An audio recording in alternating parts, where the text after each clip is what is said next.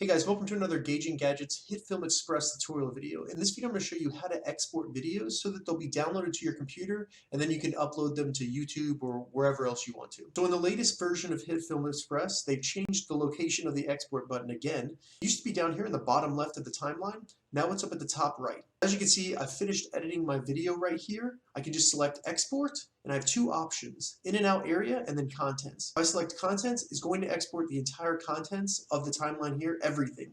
So if you have music that goes past your video, it's going to export that as well. The in and out area is controlled by this dark area right here on the timeline. I move that to a select point in my video. It's only going to export anything that's down here in the clear area. But in this video, I'll be exporting the entire contents of the timeline. So I'm just going to hit contents. I'm going to select go to export. And then as you can see, it's down here. I can change the file name and path by just selecting the path right here, selecting my new folder, and then giving it a name. Click save, and hit start export.